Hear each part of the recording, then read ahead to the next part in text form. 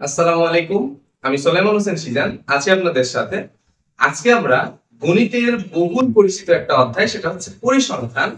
এই অধ্যায়ের যেই ম্যাথ আসে, প্রথম কথা যেটা আসে সেটা হচ্ছে গড়, দ্বিতীয় কথা যেটা আসে সেটা হচ্ছে মধ্য, এবং তৃতীয় কথা যেটা আসে সেটা হচ্ছে প্রজনন। তো আমরা এই তিনটা কনসেপ্ট নিয়ে আজকে আলোচনা করব। তো প্রথমে শুরু করা যাক গড় নিয়ে। তো আমরা গড় অর্থ কি জানি? গড় মানে কোনো কিছুর যোগফলের সমষ্টি এবং যতটুকু সংখ্যা আছে তা দ্বারা ভাগ। কিন্তু আজকে আমরা একটু নতুন নিয়মে গড় শিখবো। গড় নির্ণয়ের জন্য কি কি লাগে এটা আগে আমাদের জানতে হবে। গড় গড় নির্ণয়ের জন্য প্রথম কথা, আমাদের প্রশ্নে দেওয়া থাকবে শ্রেণী ব্যাপ্তি। শ্রেণী ব্যাপ্তি এটা হচ্ছে আমার প্রশ্নে দেওয়া থাকবে। আরেকটা জিনিস দেওয়া থাকবে সেটা হচ্ছে গণসংখ্যা। গণসংখ্যা এটা হচ্ছে আমাদের প্রশ্নেই দেওয়া থাকবে। এটাকে আমরা এফ আই দ্বারা প্রকাশ করতে পারি। ওকে, আরেকটা জিনিস যেটা লাগবে সেটা হচ্ছে মধ্যমান, শ্রেণীর মধ্যমান।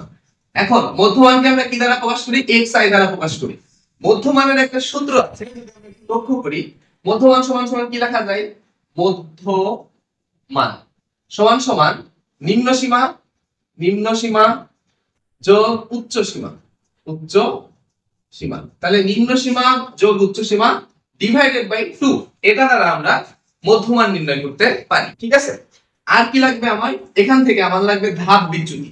ধাপ বিচ্যুতি, ধাপ বিচ্যুতির একটা সূত্র আছে, কিন্তু আমরা সূত্রটা প্রয়োগ করব না। আমরা ডিরেক্ট শর্টকাট কিভাবে ধাপ বিচ্যুতি করা যায় সেটা আমরা ডিরেক্ট করব, কারণ আমরা একটা সারণী তৈরি করব। ঠিক আছে, ওকে ফাইন। তাহলে এগুলা লাগবে আমার গড় নির্ণয়ের জন্য। এবং সর্বশেষ যেটা লাগে সেটা হচ্ছে এফ আই এবং ইউআই, এই দুটাকে গুণ করতে হয়। তো আমরা দেখব, আমরা এগুলোও দেখব। তাহলে আমরা একটা সারণীর মাধ্যমে, একটা প্রশ্নের মাধ্যমে আমরা এটা সলভ করছি। ঠিক আছে, ওকে ফাইন। তাহলে আমরা শুরু করি। দেখো, এই মোবাইল স্ক্রিনে একটা তোমরা প্রশ্ন দেখতে পাচ্ছ। এখানে যেটা দেওয়া আছে, আমরা একটা সারণী গঠন করব এখান থেকে। তাহলে আমি এখান থেকে একটা সারণী নিচ্ছি, আমি ছোট করে আঁকাচ্ছি। ঠিক আছে, তাহলে প্রথম যেটা সেটা হচ্ছে আমার কি লিখতে হবে? সেটা হচ্ছে শ্রেণী ব্যাপ্তি। তাহলে প্রথমে কি? শ্রেণী ব্যাপ্তি। তাহলে শ্রেণী ব্যাপ্তি এখানে আমাদের কয়টা আছে দেখো তো। আমাদের ঘর সংখ্যা লাগবে একটা, দুইটা, তিনটা, চারটা, পাঁচটা, ছয়টা ঘর লাগবে। তাহলে ছয়টা ঘর আঁকাই ফেলো। একটা, দুইটা, তিনটা, চারটা, পাঁচটা, ছয়টা। এই ছয়টা ঘর আমরা আঁকাই ফেলছি। এখন এখানে আমার শ্রেণী ব্যাপ্তি গুলো লিখো। কত আছে? 40 থেকে সরি 41 থেকে 50, 41 থেকে 50। তারপরে কত আছে? 51 থেকে 60, তারপরে 61 থেকে 70, তারপরে 71 থেকে 80, তারপরে 81 থেকে কত? 81 থেকে হচ্ছে 90, এবং 91 থেকে 100। ঠিক আছে, এইগুলা আমার কি শ্রেণী ব্যাপ্তি দেওয়া আছে। এখন এখানে আমার আর কি কি দেওয়া আছে? গণসংখ্যা দেওয়া আছে। তাহলে গণসংখ্যাটা এখানে লিখো। গণসংখ্যাটা কত? গণসংখ্যা, গণসংখ্যা সেটা কত? সেটা হচ্ছে এফ আই। কত কত দেওয়া আছে? 4, 10, তারপরে হচ্ছে 15, 12, আর কত দেওয়া আছে? 6 আর 3।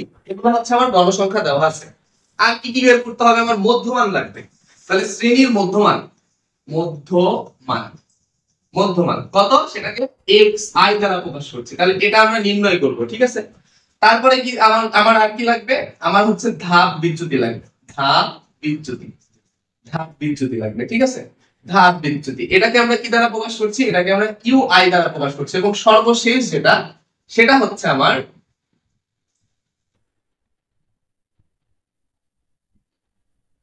দেখো, সর্বশেষ যেটা লাগবে সেটা হচ্ছে এফ আই ইউ আই। এগুলো আমরা নির্ণয় করব। তো একটু আমি ক্যালকুলেটরটা নিয়ে আবার তোমাদের সামনে হাজির হচ্ছি। ঠিক আছে, ঠিক আছে। তাহলে আমরা দেখো এই অঙ্কগুলো এখন আমি সমাধান করি। তাহলে মধ্যমানের আমি কি বলছিলাম? এই যে শ্রেণী ব্যাপ্তিগুলো দেওয়া আছে, এই শ্রেণী ব্যাপ্তি অ্যাকচুয়ালি সেটা হচ্ছে তোমার নিম্ন সীমা। মানে এই বাম সাইডে যেগুলো আছে সেগুলো হচ্ছে নিম্ন সীমা, আর এই ডান সাইডে যেগুলো আছে ওগুলো হচ্ছে আবার উচ্চ সীমা। ঠিক আছে, এখন এখানে আমরা মধ্যমানটা নির্ণয় করি। তাহলে প্রথমে 41 যোগ 50 ডিভাইডেড বাই 2 কত আসছে? 45.5, 45.5। তারপরে কত আসছে দেখো তো? 51 যোগ কত? 60 ডিভাইডেড বাই 2 কত আসছে? 55.5। তো এগুলা তোমরা সবগুলা বের করে নিবা, আমি ট্রিক দিয়ে করে ফেলছি। ঠিক আছে, 85.5, 95.5। তার মানে প্রতি ঘর কি 10 10 করে বাড়ছে। কিভাবে হলো আমি বলে দিব। দেখো এখান থেকে এই পর্যন্ত নিম্ন সীমা থেকে উচ্চ সীমা পর্যন্ত শ্রেণী ব্যবধানটা কতটুকু? অবশ্যই শ্রেণী ব্যবধানটা জানতে হবে। কতটুকু দেখো তো, 41 থেকে 50, 10। তাহলে প্রতিটা মধ্যমানের ডিফারেন্সও 10 করে হবে। দেখো 45.5 থেকে 55.5, তাহলে ব্যবধান কত? 10। এইভাবে ক্যালকুলেট করা হবে। ওকে, এবার আসো ধাপ বিচ্যুতি। খুবই কমন জিনিস, কিন্তু তোমাকে মনোযোগ দিতে হবে। দেখো এর মধ্যে এই যে গণসংখ্যা, এই গণসংখ্যার মধ্যে যেটা সব থেকে বেশি সেটা কত বলতো? 15। তাহলে এই 15, এইটা হচ্ছে আমার সব থেকে বেশি। তাহলে যেহেতু 15 সব থেকে বেশি, তাহলে এই সোজাসুজি দেখো, এই সোজাসুজি তুমি 0 বসাবা। তাহলে এই সোজাসুজি তুমি 0 বসাইলে এই উপরের গুলা সব কি দিবা? মাইনাস। তাহলে -1, -2, আর নিচের গুলা কি দিবা? প্লাস। তাহলে 1 2 3। আশা করছি বুঝতে পারছো। তাহলে গণসংখ্যার সোজাসুজি 0 দিবা, এবং বাকিগুলা কি দিবা? উপরের গুলা মাইনাস, নিচের গুলা প্লাস। আশা করছি বুঝতে পারছো। এবার আমি এগুলা গুণ করে কি এফআই কিউআই বের করতে পারবো না? এখন তোমাদের কথা হলো এখানে যে এই যে 65.5, এইটা কি? এইটা হচ্ছে আমার এ এর মান। এই মানটুকু আমার কার মান? এই মানটা হচ্ছে আমার এ এর মান। এটা আমার লাগবে, ঠিক আছে? আগে আমি এফআই কিউআইটা বের করি। দেখো এফআই কিউআই কত হয় তোমার? 4 দুগুণে 8, তাই না? এটা হচ্ছে -8। এটা কত হয়? -10। এটা 0। এটা কত হয়? 12। এটা কত হয়? 6 দুগুণে 12। এটা হচ্ছে 3 3 9। তাহলে আমার summation of F I U I কত হবে? সামেশন দেওয়ার অর্থ হচ্ছে এই টোটাল যা মান আছে সবগুলাকে যোগ করা, ঠিক আছে? তাহলে তুমি করো -8 -10 প্লাস 24 কত হয়? প্লাস 9। তাহলে কত হয়? 15। তাহলে এফ আই ইউ আই কত আসছে? 15। এই হচ্ছে আমার এফ আই ইউ আই, আমি বের করে ফেলছি। আর এই যে গণসংখ্যা, এই গণসংখ্যার মোট মান কত? দেখো তো, n ইজ ইকুয়াল টু গণসংখ্যার মোট মানকে n দ্বারা প্রকাশ করা হয়। তাহলে সেটা কত বলতো? 4 যোগ কত? 10 যোগ কত? 15 যোগ কত? 12 যোগ কত? 6 যোগ 3, তাহলে কত আসছে? 50। তাহলে n এর ভ্যালু কত? 50। তাহলে আমাকে বলো আমার সূত্র কি? গড়, গড় x। তাহলে সূত্র গড় সমান সমান কত হয়? গড়, এটাকে x বার দ্বারা প্রকাশ করা হয়। সেটা কত আমাকে তুমি বলো তো? সেটা হচ্ছে তোমার a plus fi divided by n into h। এই হচ্ছে আমার সূত্র, ঠিক আছে? এ কি আমার সূত্র। এখন তোমরা কি করবা বলো তো? তোমরা এখন ক্যালকুলেশন করো। তাহলে a এর ভ্যালু কত বলো? a এর ভ্যালু এখানে 65.5, 65.5 প্লাস fi কত পাইছি? 15 ডিভাইডেড বাই n এর মান কত? 50। তাহলে এই হচ্ছে 50 ইনটু h এর মান কত? শ্রেণী ব্যবধান 10। তাহলে এই হচ্ছে 10। তাহলে ইজ ইকুয়াল টু, দেখো এই শূন্য কাটা, 5 একে 5, 3 এ 5 15। তাহলে 65.5 যোগ 3 সমান সমান কত হচ্ছে বলো তো? কত হচ্ছে তোমার? 65 68, তাই না? যোগ 3 কত হচ্ছে? 68.5। তাহলে 68.5 এই ছিল আমার গড়। তাহলে গড় আমার ক্লিয়ার। আশা করছি গড় নিয়ে আর কারো কোনো মাথা ব্যথা নেই, ঠিক আছে? এবার আমরা প্রচুরক নিয়ে আলোচনা করব, কিন্তু একটু লক্ষ্য করতে হবে। আশা করছি এটা ক্লিয়ার, ঠিক আছে? তাহলে আমরা এখন প্রচুরক নিয়ে আলোচনা করব।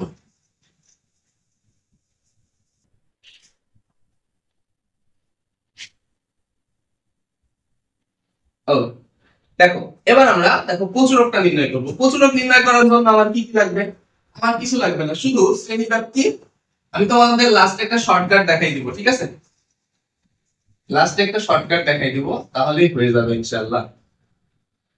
দেখো আমরা এখানে কি কি লাগবে? আমাদের শ্রেণী ব্যাপ্তের গণসংখ্যা লাগবে। তাহলে 1 2 3 4 5 6।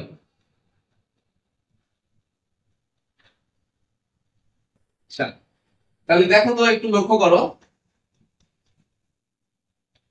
কত হচ্ছে। দেখো এটা হচ্ছে কি?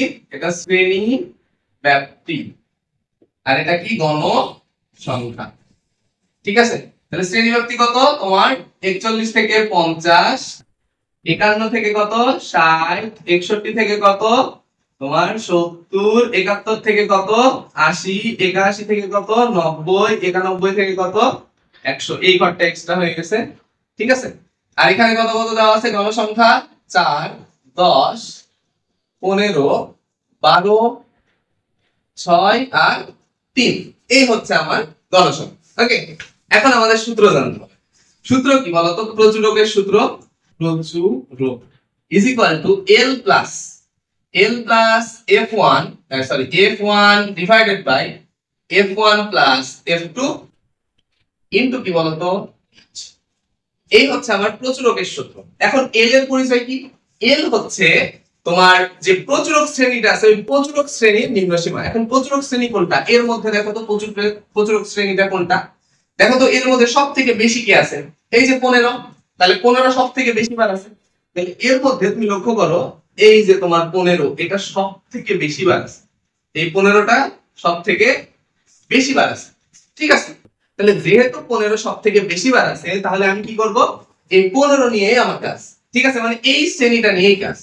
এই শ্রেণীর মধ্যে দেখো 61 থেকে 70 এটা হচ্ছে আমার উচ্চ সীমা, আর এটা হচ্ছে আমার নিম্ন সীমা। এটা উচ্চ সীমা আর এটা নিম্ন সীমা। তাহলে এর মানে হচ্ছে তোমার নিম্ন সীমা।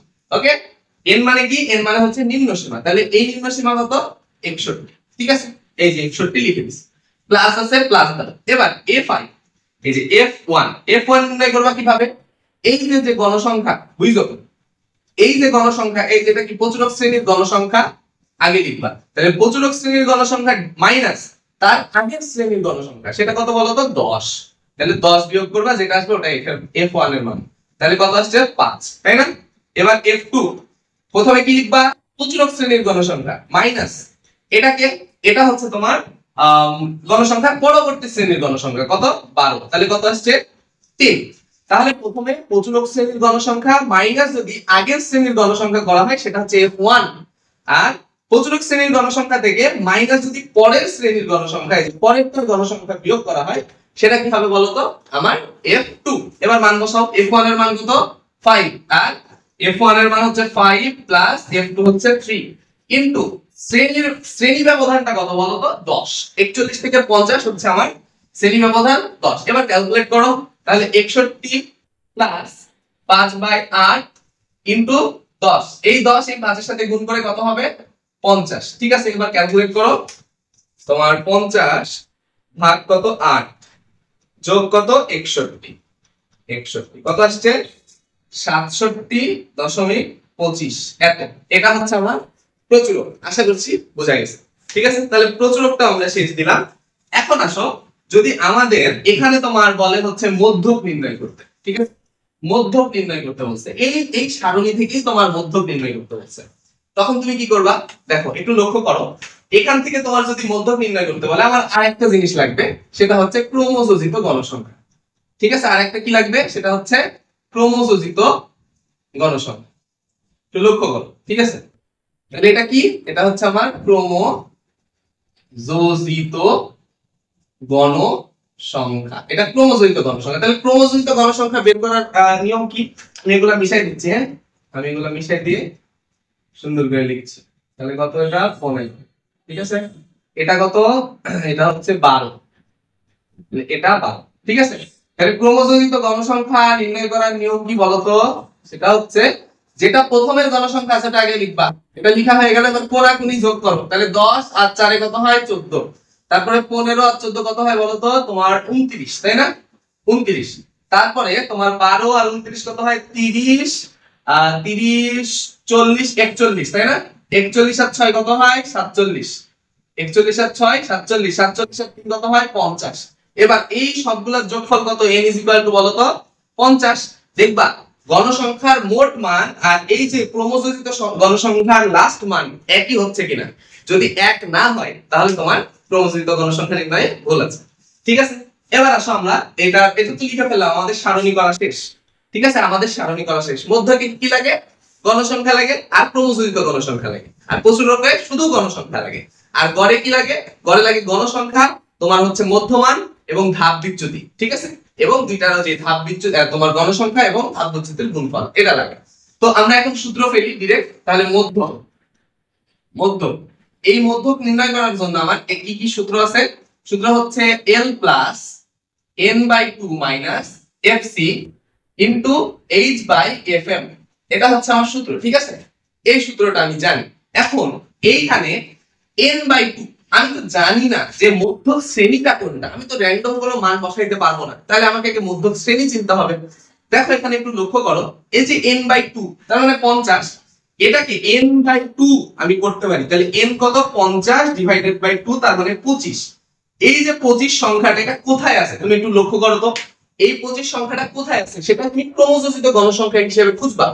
দেখো তো এই 4 মানে ওখান থেকে আগের যত সংখ্যা ওই ওখান থেকে শুরু করে 4 পর্যন্ত আছে। আবার এই যে সংখ্যা এখানে হচ্ছে 4 এর পর থেকে যে সংখ্যাগুলা সেখান থেকে শুরু করে 14 পর্যন্ত আছে, ঠিক আছে। এবার 14 এর পরের সংখ্যা থেকে একদম 29 পর্যন্ত আছে এই শ্রেণীতে, এই যে এই শ্রেণীটাতে 14 এর পর থেকে শুরু করে একদম 29 পর্যন্ত আছে। তাহলে তুমি আমাকে বলো তো 14 এর পর থেকে 29 এর মধ্যে এই 25 সংখ্যাটা পড়ে না? অবশ্যই এই সংখ্যাটা পড়ে। তার মানে আমার এই যে ঘরটা, এই ঘরটা হচ্ছে আমার মধ্যকের ঘর, আমার আর কোনো দিকে তাকানোর দরকার নাই, আমি মধ্যকের ঘর পেয়ে গেছি, ঠিক আছে। তাহলে এটা হচ্ছে আমার মধ্যকের ঘর। তাহলে এল এর পরিচয় কি? এল এর পরিচয় হচ্ছে নিম্ন সীমা। তাহলে মধ্যক শ্রেণীর নিম্ন সীমা কত? 61। তাহলে এখানে কত লিখবা? 61 প্লাস n/2 কত পাইছো দেখো তো, 25 পাইছো না? এই যে n/2 25, তাহলে এখানে কত লিখবা? 25 মাইনাস fc কত বলো তো? fc হচ্ছে, ভালোভাবে লক্ষ্য করবা fc এর পরিচয়, fc হচ্ছে মধ্যক শ্রেণীর পূর্ববর্তী শ্রেণীর ক্রমযোজিত গণসংখ্যা। আবার বলছি, মধ্যক শ্রেণীর পূর্ববর্তী শ্রেণীর ক্রমযোজিত গণসংখ্যা। তাহলে মধ্যক শ্রেণী এইটা মধ্যক শ্রেণী, তাহলে এর আগের শ্রেণীর ক্রমযোজিত গণসংখ্যা কোনটা? এইটা না? তাহলে এখানে কত হবে? 14 ইনটু h কত বলো তো? h হচ্ছে আমার শ্রেণী ব্যাপ্তি কত? 10, তাহলে এখানে কত লিখবা? 10 ডিভাইডেড বাই fm কত? fm কোনটা? fm হচ্ছে মধ্যক শ্রেণীর গণসংখ্যা, এই যে এটা। তাহলে এইটা আমার কি? এটা হচ্ছে fm, আর এইটা আমার কি? এটা হচ্ছে আমার fc। আশা করছি বুঝা গেছে। আর এই যে এইটা হচ্ছে আমার l, ওকে, এটা l, বুঝা গেছে। আর h কি? h হচ্ছে শ্রেণী ব্যবধান, ঠিক আছে। তাহলে এটা কত হবে? fm কত হবে? 15, তাই না? এবার তুমি ক্যালকুলেট করো, তাহলে 61 প্লাস 25 থেকে 14 বাদ দাও, আমি ডাইরেক্ট ক্যালকুলেট করি, হ্যাঁ।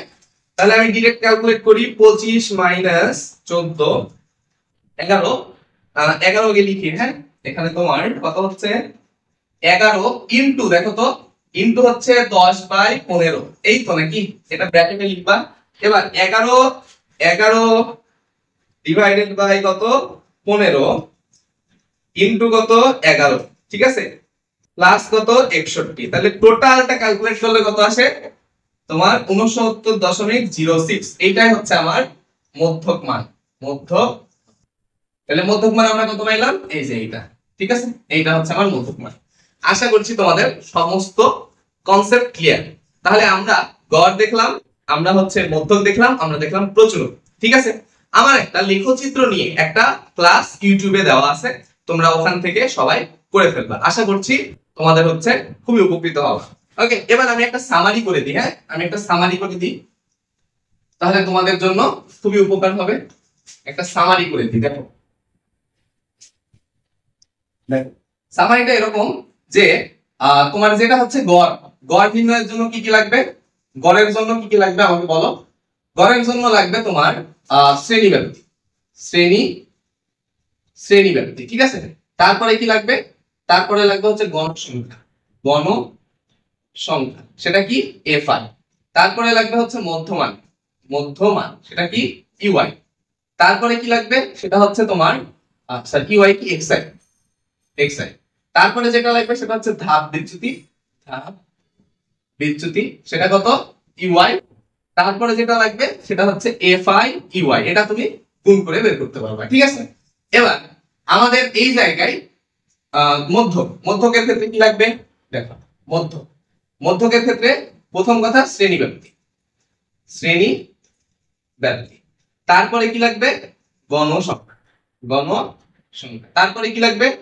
ক্রমযোজিত গণসংখ্যা,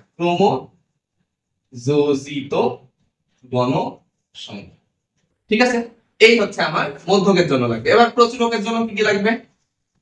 প্রচুরক, ঠিক আছে। প্রচুরকের জন্য লাগবে হচ্ছে তোমার শ্রেণী ব্যাপ্তি আর গণসংখ্যা, এই দুইটাই লাগবে, ঠিক আছে, শ্রেণী ব্যাপ্তি আর গণসংখ্যা।